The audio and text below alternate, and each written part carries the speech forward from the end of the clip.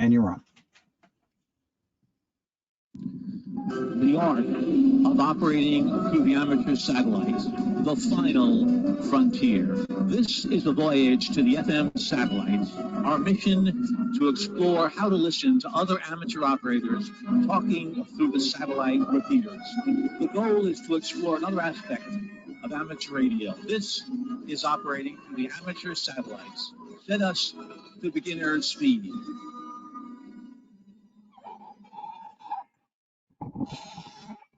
Well, good satellite morning, everyone. It's January 8th, 2022, and it was 19 degrees here on Long Island, New York this morning. How glad are we that this is a virtual ham radio university? I know I'm glad. My name is Peter Portanova, Whiskey 2, Juliet Victor, and I would like to welcome and thank all of you for choosing to attend the Art of Operating Through the Amateur Satellites. I've been licensed since 1964. I don't feel that old. And I was introduced to working the amateur satellites at Field Day in 2008, thanks to the Radio Central Amateur Radio Club and Neil Heft, and also the Order of Boiled Owls. I've made many thousands of contacts. I've been the New York State operator for the 13 Colonies event held each July and have logged many countries, mostly with this handheld radio. This is my trusty Yaesu FT50R that I use, and I still use that occasionally when I do demonstrations, and it is phenomenal radio and doesn't take much. And I use my Smiley extended whip. Here it is. Here's my Smiley extended whip. Let me get it in the picture here for us. There it is. There you go. When it's fully extended, it's a quarter wave on 2 meters and 2 sections down, 5/8 wave. It's very good performer, and we'll talk about that for listening. And that's going to be the focus mostly for listening, getting you on the air and listening. And also you could do some transmitting with it as well. Well, the theme of my presentation summed up so eloquently by Leonardo da Vinci: simplicity is the ultimate sophistication. This is what I'll be aiming for. My version of simplicity is KISS. Keep it simple, satellite. And that acronym will make it easy for you to operate your HT in space. Trust me. Where do you obtain this knowledge? Where do we get this knowledge? Well, it's a place called AMSAT. And AMSAT will be our go-to place to really be able to focus on what we need to do. All the tools you need can be found in the AMSAT.org website, otherwise known officially as the Radio Amateur Satellite Corporation. Now, it was formed in the District of Columbia in 1969 as an educational organization. Its goal is to foster amateur radio's participation, space research, and communications. AMSAT was founded to continue the efforts begun in 1961 by Project Oscar, a West Coast-based group which built and launched the very first amateur satellite, Oscar 1, which is pictured right here, Oscar 1. Incredible. It was launched on December 12th, 1961. Now get this, barely 4 years after the launch of Russia's first Sputnik. And this year marks Oscar 1's 60th anniversary. Happy birthday, AMSAT. Happy birthday also to Oscar 1. AMSAT is an all-volunteer organization. I mean, they form partnerships with universities, and AMSAT provides the satellite or the expertise, and the universities provide the educational experiments. And then AMSAT gets a ride into space as part of the Alana program, which is the educational launch of a nanosat, otherwise known as a CubeSat, through NASA. Now, its membership consists of people like us who support the idea of always wanting a footprint in space, not only as a hobby, but also for a reliable form of communication in an emergency. I'm an AMSAT Radio Amateur Satellite Corporation ambassador, was on the board and currently congressional liaison for AMSAT. I don't have my official ambassador clothes on, but pardon me for that. I've included a summary of this presentation as a PDF and a few articles that you can download at a later date. I'll probably populate a few more on the HRU website later on. You can reach me via email at W2JV@AMSAT.org. Where else?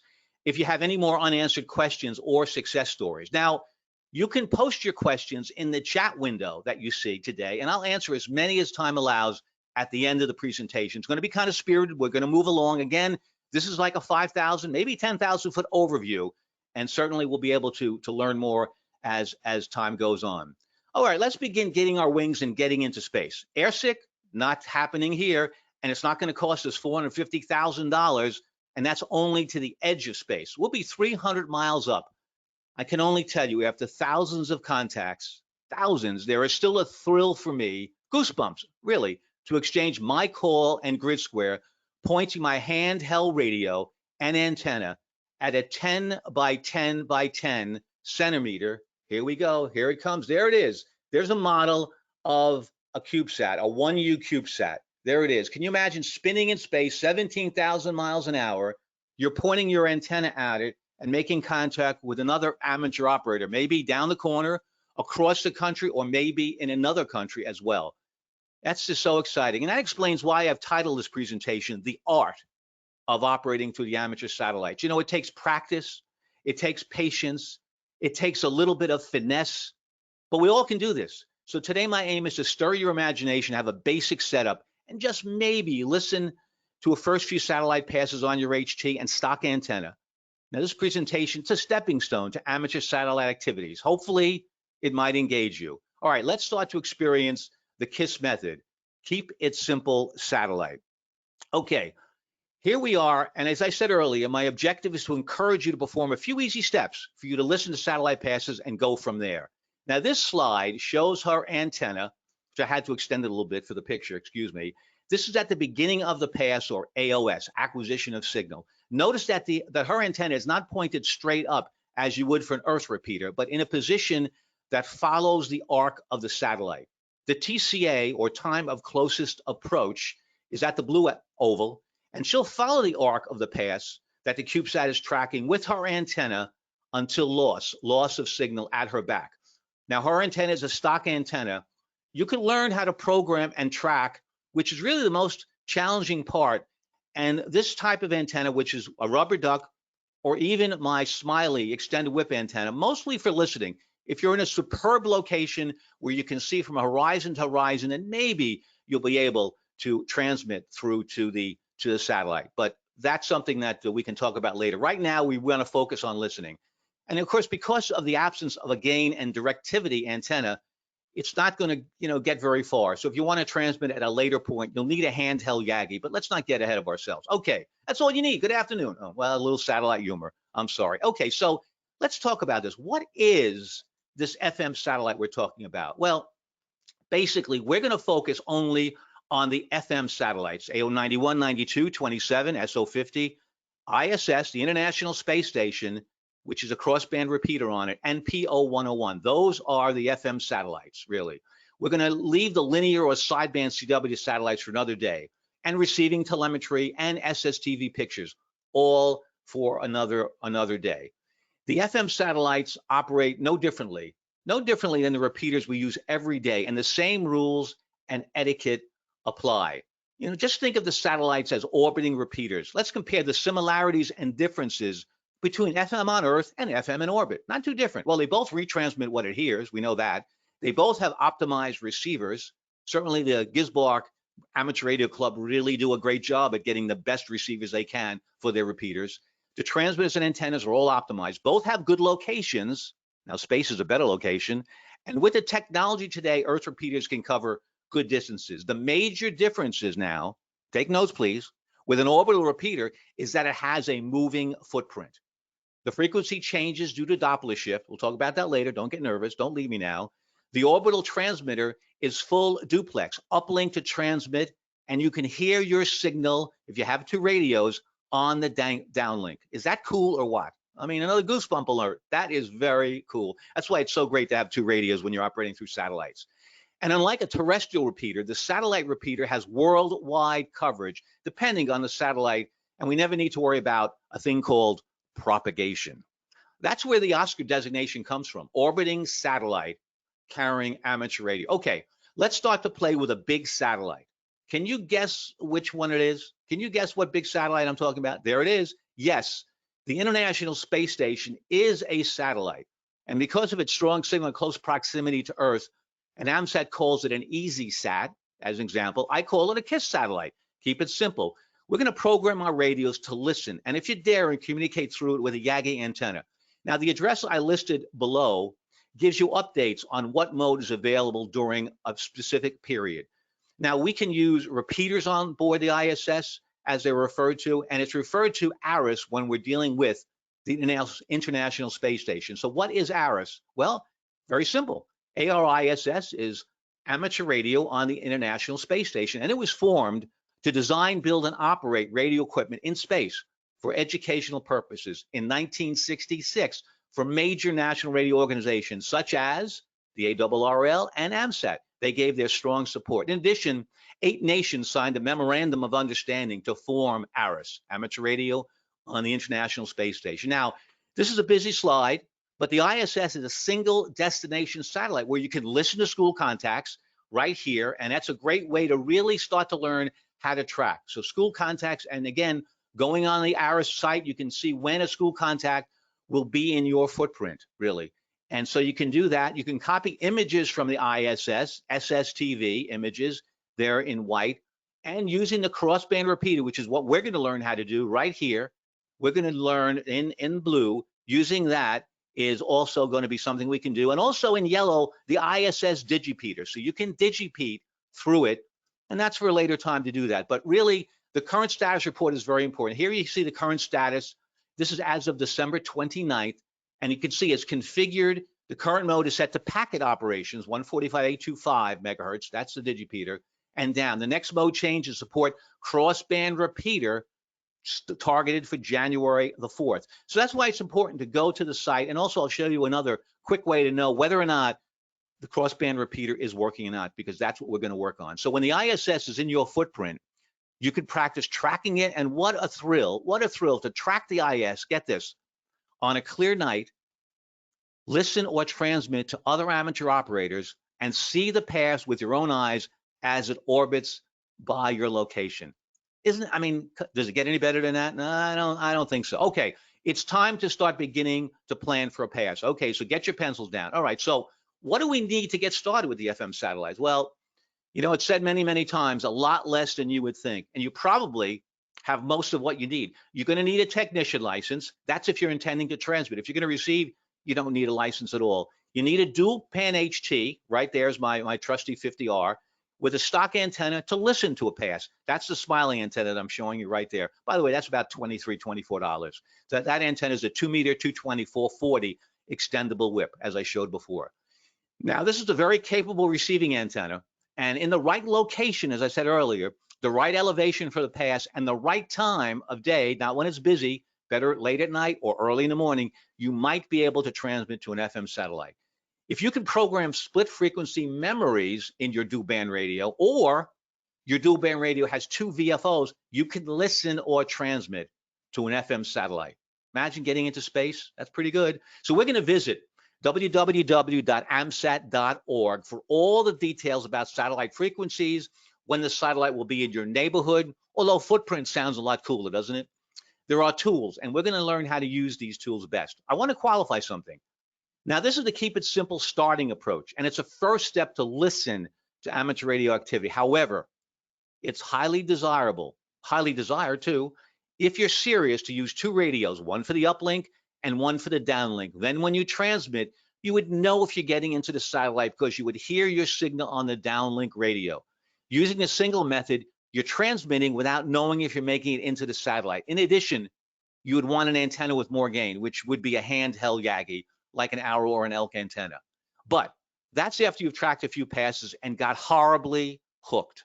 I hope, and it might happen. Let's get started. Let's get started now to prepare for a pass. Okay, what do we do? Well, there's the AMSAT website. There it is. Now, we know from a previous slide, we know one thing. We know the FM satellites are in orbit. We know that. What we don't know is their status. Are they working? Remember, space is a harsh environment. Because of the temperatures from hot to cold during a pass and an orbit, batteries can degrade or fail, or satellite debris can damage them. So we're going to go to the AMSAT website here. We're going to look at the drop-down menu under this, and there's a whole bunch of areas that you're going to look on. So that's where you're going to focus on under satellite info. Sorry about that thin blue arrow. So you're going to do the drop-down, and you're going to get a daily snapshot of what is going on. There you go. Bingo. Now, this is the satellite status report, and it is updated every single day. And again, part of the AMSAT website. Now, what do we see here? We see that AO92 in the red arrow is not working on this particular day. There's the red buttons, and people are reporting. You can report that, and the report is that it's not operational for whatever reason. However, the ISS FM, that's our crossband repeater, that's doing fine. All these are reports from different stations that actually made contact with them. SO50 also is operational, and PO 101 is operational as one. So that's the first destination step. It's a terrible thing, and I did it many, many times before. When you go out there, you're all excited, you're all ready, you're on AO 92, and you don't hear anything, and you start yelling at your spouse that she must have done something. You must have spilled coffee on the radio. Well, and that's not the case. You just didn't look at the satellite status report. Okay, all right. Now we know the ISS FM crossband repeater is in good shape. We know that. Okay, so what is our next step? Well, we got to program our radios. Okay, here we go. So in order to hit a satellite throughout the pass, and you know, in the past, they give you, when you go to one of the sites, they'll give you basically the uplink and downlink. And in the beginning, well, that's all I put in my radio. And I would wonder, why can't I hear anything? This is no good. I'm gonna go back to my terrestrial repeater. Well, the problem is we didn't program the radio, because as the satellite moves through space, the frequency changes. And as you can see from the chart, the transmit frequency here is stable. However, the receive frequency on 70 centimeters starts at 437.815, and it goes at AOS and ends at 437.785, loss of signal. Now, why do we need to change the frequency? Is that just because somebody wants to bug us, somebody wants to play with us, they're kidding us? No, not really. It's called the Doppler effect with a capital D. Now, all we need to know in our KISS model, keep it simple satellite, when the satellite orbits through space at 17,000 miles per hour, the frequency changes relative to where you're standing on Earth. So the one true rule of Doppler tuning is always adjust the higher frequency. This chart takes that all into account. You don't have to worry about anything. It takes all the changes, and we program our radios to hear the satellite from AOS to LOS. And you can see those are the channels, 1 through 01 through 7. And again, the AMSAT site has a list of frequency changes for each satellite. So that's all our models we need to know about in the KISS method. Let Sheldon Cooper think about the full meaning of the Doppler effect. And also, we can't forget to program for the CTCSS tone as well. And here you go, the CTCSS. You'll see at 67.0. Now, I want to tell you, 74.0 opens up the repeater. Now, normally, if you're operating during the day, which you really shouldn't, but let's say it's 3 o'clock in the morning. Well, the satellite's coming over, and no one is, you don't hear anybody. It's going west to east, and you're not hearing any activity as it gets to your footprint. Well, that means that the satellite is shut down. So all you have to do is program 74.0, hit transmit, and now it is open. Wouldn't that be cool if you're the one that's opening the satellite? I never did that, so I don't know about that, but I'll tell you, that's something you should really do. So now what is our next step? Well, our next step is AMSAT publishes the most recent Doppler corrected frequencies for all the satellites. And this is a long website, but again, my PDF will include this. This is the website where you can see all the change, and you can see here as an example. Now, this is a satellite here that is a linear satellite. You can see the changes. Now, where are the greatest changes here? Well, it's on the higher of the two frequencies where it changes greater. So that's something to know. Okay, so now our radios are ready. Now we need to know, well, when can I start to hear signals? That's the next step after I program my radio. Okay, so the next step is going back to the AMSAT website. We want to know the past prediction, or when it will be in our footprint for the ISS. Now, we can add our grid square. Mine is FN30, Fox November 30, or you can include your latitude and your longitude. And there's an app for that. Of course, it's listed on the slide. Or for that matter, you could go to your cell phone compass and it'll give you latitude and longitude. And once you do it, you put it in there and it's set. Save my location for later use. There'll also be a PDF available on all these slides. So don't need to write all this information down. Don't worry about it. Don't get writer's cramp. Again, we're going to visit the AMSAT site. I'm sure glad they don't charge us rent. Maybe if you join AMSAT, they'd appreciate that a lot. I know they would. Okay, now we're going to select. So now we have the ISS, right? We're going to show 10 passes because we want to get a variety of different elevations, really. I have my latitude, and this is my longitude. Now, you select that, and boom, boom, I say, and I'm saying that to honor John Madden, may he rest in peace. His satellite was a flying sphere called a football. So you're almost ready to go. You're ready to go outside and thrill and amaze your neighbors. That is for sure. So here we go. Now, this slide gives us important information to track the ISS. Okay, let's follow some arrows here. So now let's look down here. We're going to pick a pass on this particular day, which is December the 20th, okay? So our first choice here, and this is important, is to choose a pass. I know with all our excitement and exuberation, we kind of like, oh, let me pick a pass here. There's a good pass. Well, the problem is it may not be good. And why? Well, we're picking a pass, excuse me, with good elevation for our location. Now, as we scroll down here, you can't really see this too well, I don't think, but you can see these elevations here, right there under maximum elevation. Here it's 10, here it's 15, 20, 15 again. Well, those are all too low because most of us live around trees and different obstructions and different things that are going to attenuate our signal. If we're at the beach, a little different. We could pick one with 10 degrees and maybe be able to hear it. Okay, I want to pick this one here, December 20th at 1760. Now, it's always described in UTC through the AMSAT website. So I'm picking 1716, and that's 12:16 p.m. Now, that's a busy time, no matter what day of the week. So basically, you're going to be listening only. You're not going to be transmitting, especially with that little teeny antenna you have. No, don't get insulted. Okay. Now, the duration of this pass is 10 minutes, 51 seconds by the red arrow. Now, here we go on blue arrows. The AOS is 308 to 117 degrees. And you can see on the yellow, the maximum elevation is 56 degrees, so that's good. So it's a 56-degree pass. That's on maximum elevation, or TCA, okay? Now, 1051, we know that. And it's going to follow the direction 308 degrees, blue arrow, and the LOS, blue arrow again, 117 degrees. So it's following from north to south. Follow me so far? Okay, so it's coming from north to south. That's the track. As long as you move your antenna slowly in that general direction, with your antenna, you should hear most of the pass. Now, a better way, you can get an app to give you a few more data points. It's important because it'd be nice to have data points every 2 minutes, really. So you can get an app to write down the compass track of the pass or do a dry run with your antenna. That's important, using landmarks to follow the pass. This is a no-brainer. You're going to do this. You can do this. So with the Yagi antenna, you could be 15 degrees off the exact track. Don't worry about that and still hear the satellite. But if you can't hear it, you're going to adjust your antenna around, move it around from left to right for the signal, in addition to possibly changing the frequency. And that's, again, those corrections for Doppler. All right, terrific. We have all the info we need. Now let's rehearse the track of the pass. Okay, now that we've got all this information. Okay, now this is a very nice app, Heavens Above. So we need to track where the satellite will be as represented by the compass headings from AOS, acquisition of signal, to LOS. The previous slide gave us all that. However, as I said earlier, we'd like some more intervals. Now, this is a free app for an iOS device, and there are similar apps for an Android device. The blue arrow shows us the compass headings here, and it shows us that at 253.06, 10-degree elevation, 236, 237, 2 minutes later, that's fine, 212, and so on and so forth. And that's how you're going to track it overall. Now, you can use this compass to track it. That'll work fine as you have the intervals. You can write them down. Now, we know the compass direction is the pass, so we need a compasser app. We've got that. Now, I use the iPhone compass app, which I like a lot. However, I really prefer, this is a Bruxton over here. This is a Bruxton handheld compass. Now, why do I like a handheld compass? Well, at times I've had magnetic interference on the phone app, so we don't need to be pointing exactly at the spot.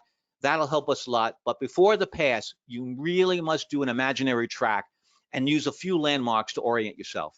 Now, this is not too difficult. This is not going to be tough. It's not like a terrestrial repeater where you kind of just turn the radio on. It takes a little bit of finesse. That's why this is an art, but it can work. So here we go now.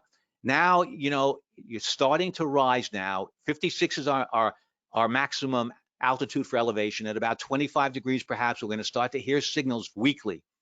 As the satellite gains elevation, the signals will get stronger.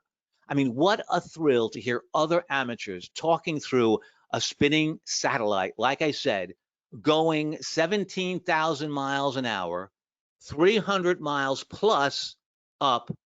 I mean, if that doesn't get you excited, I'm going to tell you, you need an energy drink or something, because this really gets us going. All right, so now we've got all the data we need. What do we need? Well, we need a checklist. We need a checklist. I mean, when I began working satellites, my biggest problem was not starting the setup early enough. I'd go out there, rush out there, and something wouldn't be right.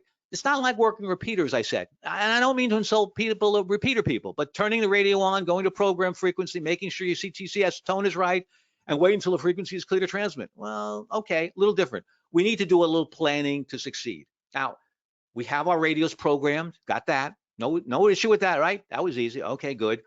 We have all the FM satellite frequencies up there. We've got the uplink and downlink and their CTSS tone. Okay, that's all done.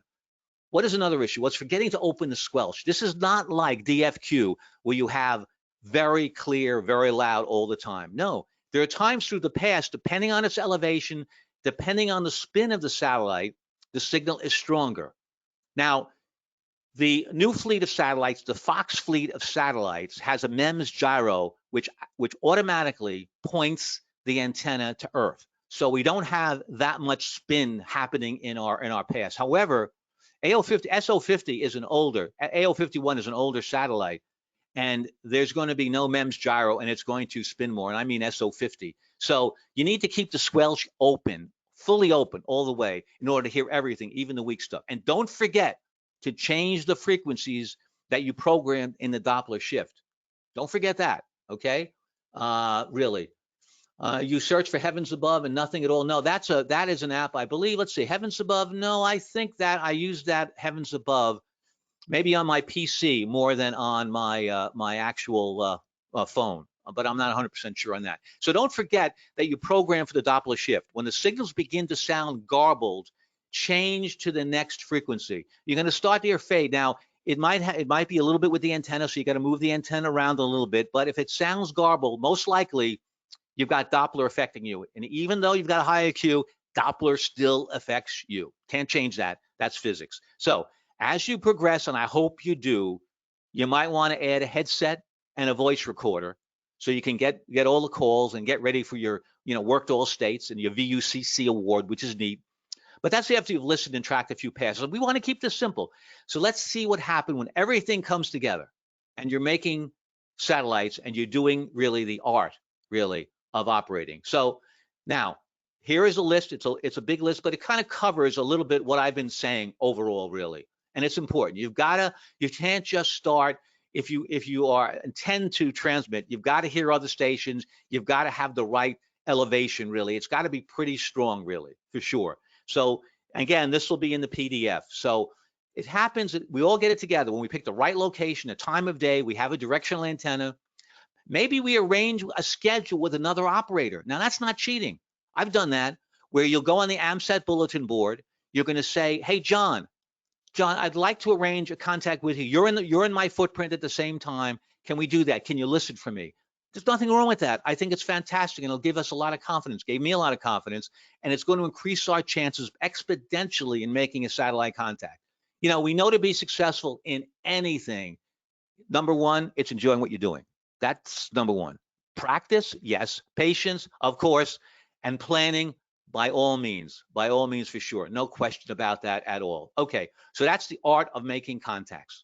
Now, etiquette is important. In our exuberance, we have a lot of that. I'm sure we'll have a lot of that on our first satellite contact. We might forget good operating practices. Now, you'll be at a disadvantage, remember, to start with, because you have one radio and cannot make adjustments to hear if you're getting through to the satellite. You see, with two radios and a Yagi antenna, if you're not getting through the satellite, you could orient the antenna. You can change the polarization from left to right, up and down, but you can't do that because you're kind of blind with just one radio. So I'm assuming you invested a few dollars and bought or borrowed a Yagi antenna. A lot of clubs might have an antenna for you to use. So the Arrow or Elk is a good place to start. Now, there's tape measure antennas that are often used as part of a Go kit. And you can make a tape measure antenna for nothing at all. So if we choose a pass on a weekend or during the middle of the day, we're making it very difficult, aren't we? Because we're competing with base stations with more power or operators with good locations and better antennas. Now, talking about power, you don't need much power. You can get into a satellite if you've got a good pass and a good Yagi antenna with just a couple of watts. Friend of mine did it with milliwatts. You can do that. So you don't need to flood it, and you can overwhelm the front end of a satellite, of a CubeSat very quickly. Excuse me. You can do that. It can happen. Excuse me, I'm still here. I'm okay.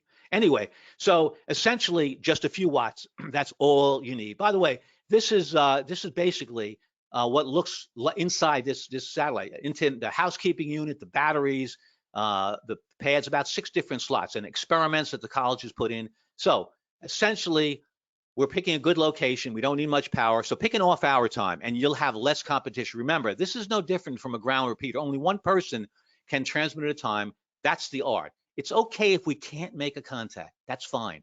But it's not okay if we cause interference to a rare grid activation. You know, a few rules to follow. Don't attempt to transmit. I've said this before. You've seen it before. Until you can hear others talking. Don't call CQ. Please don't call CQ. And you'll have the police after you. The satellite police will be all over you. And use the ITU phonetics alphabet. Okay, don't use your favorite tunes. No one will listen to you at all. Please, our ITUs are required. One of the most disruptive issues to deal with in a satellite pass, and I can tell you I've heard this, is the unconscious operator. And they just start calling CQ, or they repeat their call without listening. You know, it's called situational awareness. It's good to spend time just listening and listening to the passes. If they were in a NASCAR race, guess what happened? They'd be bumped off the track into the wall. So wait for the previous operator to finish giving their report, then give your call and listen, and then transmit. When the satellite has at least 30 degrees of elevations and you're hearing signals pretty clearly, then you'll know you'll have a decent chance of getting in to the satellite. If heard, give your call and your grid square. Mine is FN30, as I said, and no need for additional 2 letters. Signal report, not needed. If you're not heard, repeat the process. Many of those satellite operators use Twitter to post their real-time activity. So look for posts that tag at AMSAT or the hashtag at AMSAT. The AMSAT email reflector is a good place to arrange your schedule, like I said earlier, or ask questions of experienced operators. If you apply the same rules that you would following a terrestrial repeater, you'll be fine. In the excitement factor, often we might forget. Okay, so the next slide is me at my previous location, which is Massapequa. Good location, good view, horizon to horizon. I'm using an ELK log periodic antenna and 1 radio. Now, I'm going to put the audio, this is not embedded, so I'm going to put the audio next to the speaker, and you're going to hear me a little bit, and I want to talk a little bit about what's going on. Okay, here we go. Okay, now I'm going to be talking to, you can see I'm twisting my antenna. W2JV handheld. Okay, I'm using my old call W2JV. I want you to notice how I'm twisting my wrist and how the signal comes up a few dB. Merry Christmas to you, KYSE W2OQQ. A very Merry Christmas, FN30. Thank you, John. There you go, contact made. It's important when you... Kilo There you Baker go. Henry, thank you, WB2OQQ, FN30 handheld. There you go. I'm twisting it for the signal. I'm also changing the frequency.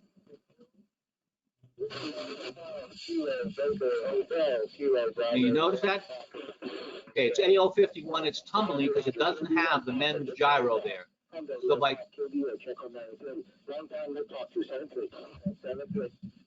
CQ satellite. see, oh, he's CQ satellite. Get that man off the air.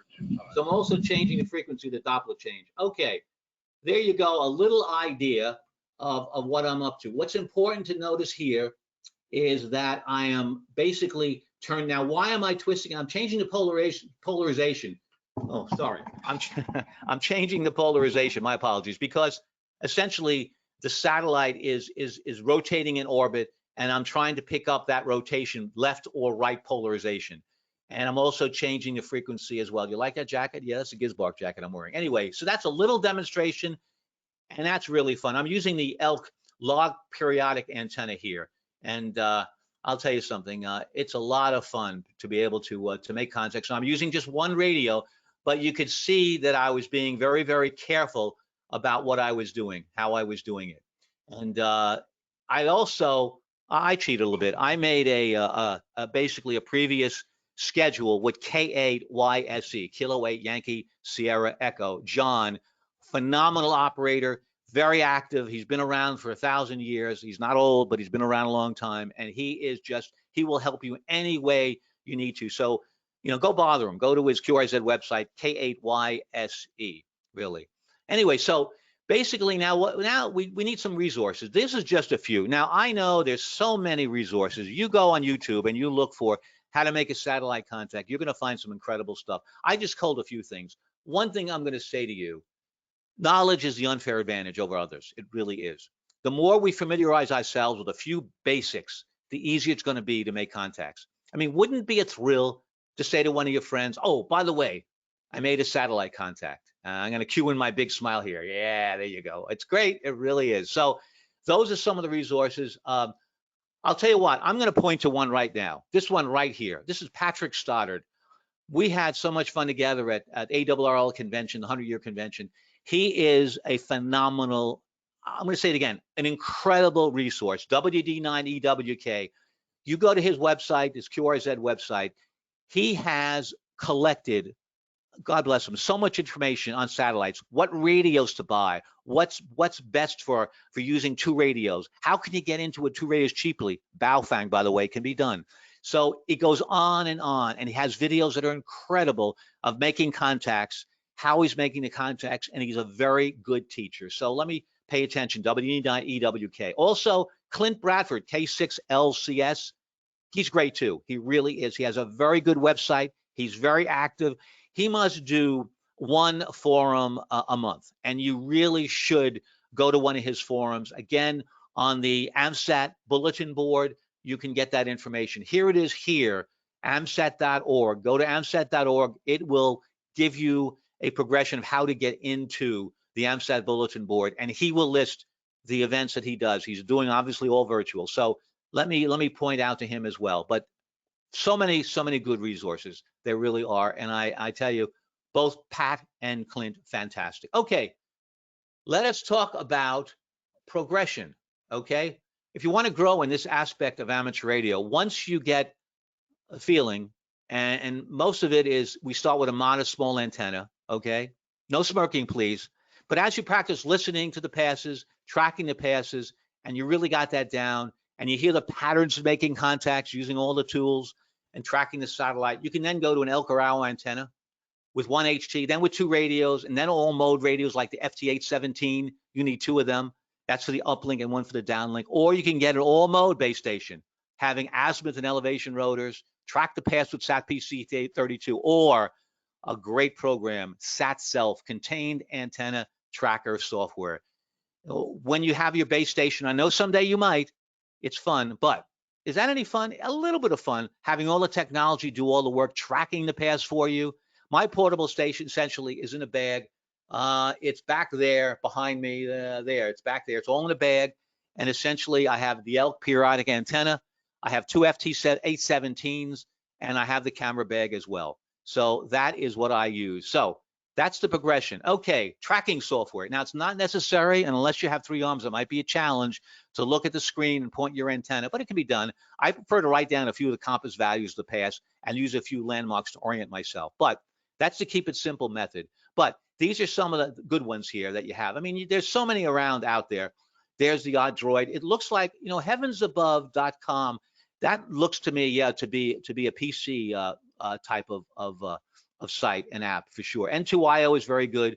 The iPhone Go Sat Watch at the App Store, that's good. Or the Droid, AMSAT Droid Free, which I use. And here's the progression when you go to antennas. By the way, when you go to tracking, you can go to SAT-PC32. They contribute a lot to AMSAT. You can basically get their software and use it as demo for free.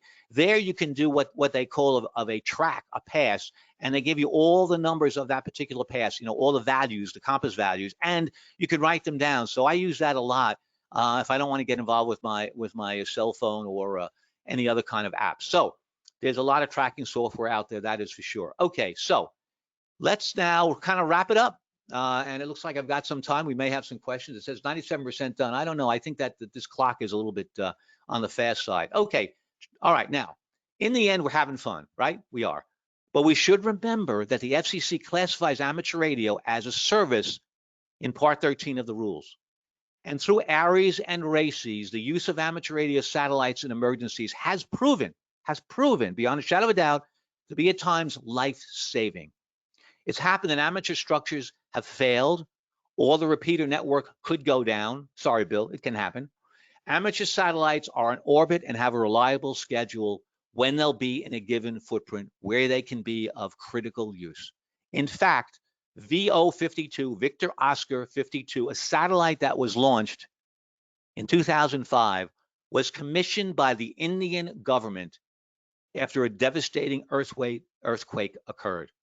Phenomenal, isn't it? It really is. Well, there you go. I am now at the end of my presentation.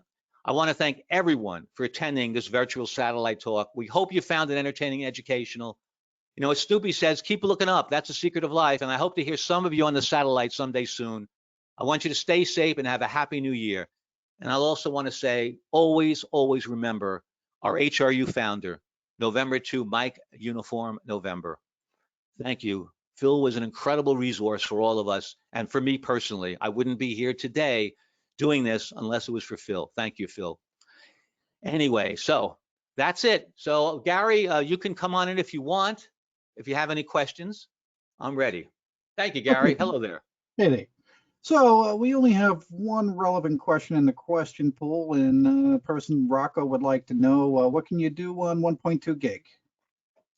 Yes, you know, the radio that I have, the IC910, has a module for 1.2 gig. And essentially, there are a couple of satellites, and there are on the FM category that actually switch to 1.2 gig at times. So again, pay attention to the satellite resource page when 1.2 gig will be used. It is exciting. You should try it. And you don't need very much in terms of antennas to make a contact. But yeah, 1.2 gig is available. And also there's store and repeaters, there's store and forward mailboxes. They're also are operating 1.2 gig. So good for you. It's good to be able to use 1.2. Thanks, Gary. Okay, next question. Person would like to know any tips on making APRS contacts with the space station, the ISS. Yes, yes. APRS is very exciting. It really is, no doubt about it. And as far as the tips are concerned, yeah, there's some good literature available on how really to make contact with it. But you know, one of the things that you need is to be in a location where you can be digipeated. I know that at times here, I didn't have the ability to take my call and have it digipeated. So if you're in an area when you, and again, the best thing to do is start receiving APRS. Really, and then at that point have to, get the software that you need. And there's some very good software available that you can really be able to start receiving. Get a feeling for it and see if other stations in your area are digipeated. It is exciting because you can obviously communicate. You can send a report. You can send your grid square. You can say hi, hi Gary. This is Peter, and that qualifies as a contact. So by all means, APRS is very exciting. There's some APRS radios available, HTs, that are available that you can set up APRS through the radio. So it's something that really should try as part of your satellite menu. Thanks, Gary. Okay, next question. Can you recommend a full duplex crossband radio in order to use a single radio? I myself have used the Alincos in the past. Alincos have some issues with descents. I don't know if you've had that issue or not, really. Yes. I want to direct you to Patrick Stoddard's website. He has an Excel sheet, phenomenal, and he's used all these, I don't know where he gets the funds from. He's an IT guy. That's where he gets all the money from. He's doing well.